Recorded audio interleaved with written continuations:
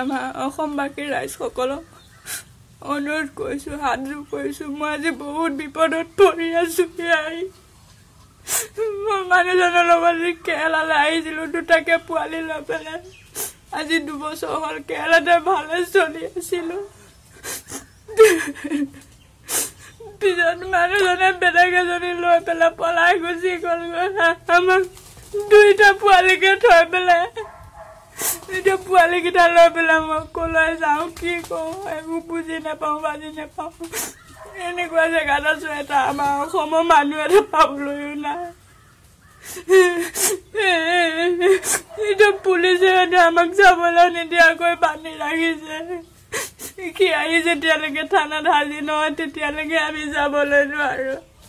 পিনে কোম্পানীৰ পৰা খেদি দিছে আমাক। থাকিবলৈ ৰুম এটা নাই, ক'ত থাকিম, কি কৰিম।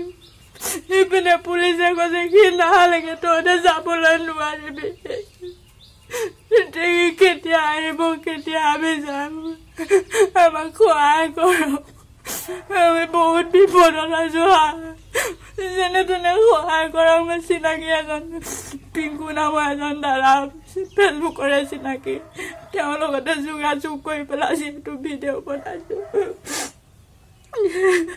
ভিডিঅ' বনাই ভালকৈ ক'বলৈও নাজানো, তথাপিও যিখিনি কৈছোঁ সেইকেইটাতে সহায় কৰক, সহায় বিচাৰিছোঁ।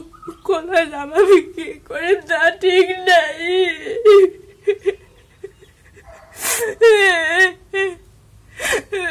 ক'লৈ যাম, কি কৰিম, 2টা পোৱালি লৈ পেলাই সৰু সৰু 2টা পোৱালি থৈ গৈছে। যিয়ে নকওঁ খালি আহি যেনে তেনে আমাক অসম পোৱাই দিয়ক।